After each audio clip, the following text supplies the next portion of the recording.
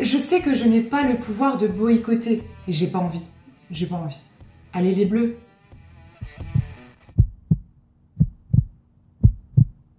Aujourd'hui, j'ai envie de vous donner les raisons pour lesquelles je ne regarderai pas la Coupe du Monde. La raison numéro 1 et la plus importante pour moi, c'est le nombre de morts qu'il y a eu lors de la construction des stades.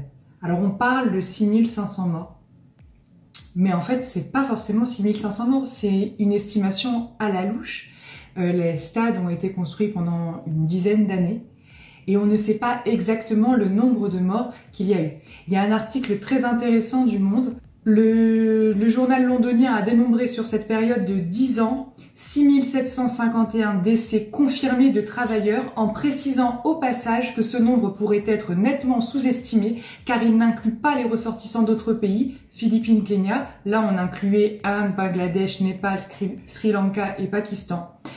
Les morts des derniers mois de 2020 et de 2021 ne sont pas non plus inclus dans les données collectées par le Guardian. Donc ici, on a un manque cruel de transparence et je me dis même que au Qatar, on se frotte les mains en se disant « Ah, c'est bon, ils pensent qu'il n'y en a que 6500. Punaise, par rapport au bilan qu'on a eu, on s'en sort pas très bien. On s'en sort pas si mal, pardon, le lapsus. » Je pense notamment, moi, aux familles, à tous ces gens qui sont venus pleins d'espoir pour se tirer d'une misère qu'on n'imagine pas. Ce qui les a tués, c'est la chaleur, c'est la poussière, c'est certainement aussi l'épuisement. On parle d'esclavage moderne. Je ne vois pas pourquoi on ajoute le terme moderne. C'est juste de l'esclavage. Point. Dans un autre registre, ça me fait penser un peu à une réplique de Mission Cléopâtre. Camarades, sommes-nous revenus au temps des pharaons? Eh bien, je me pose la même question, en fait.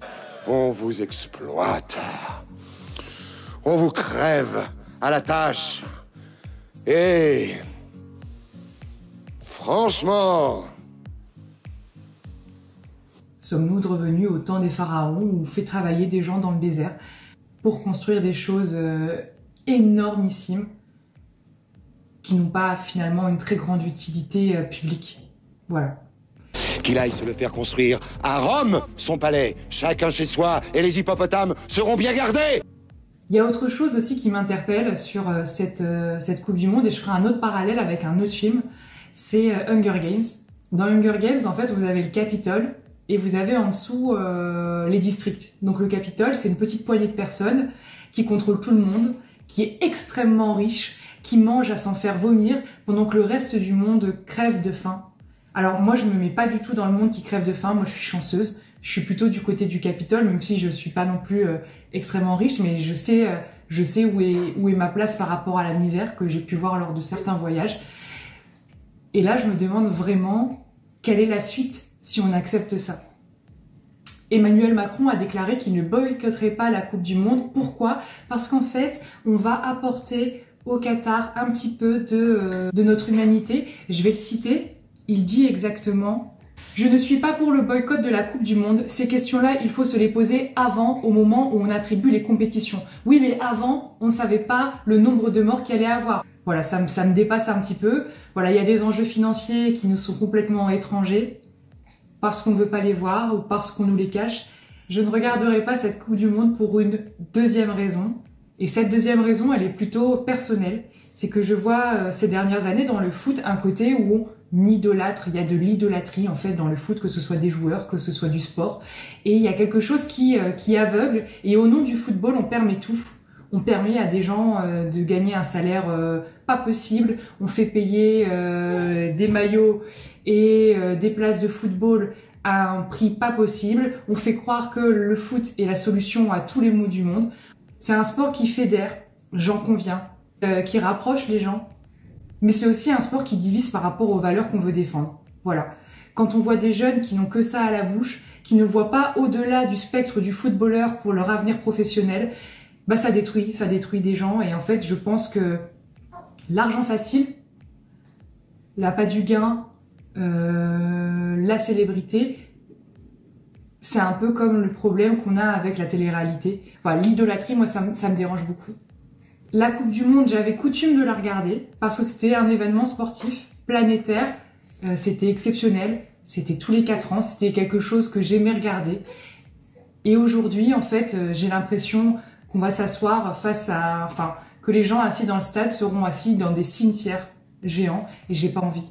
J'ai pas envie.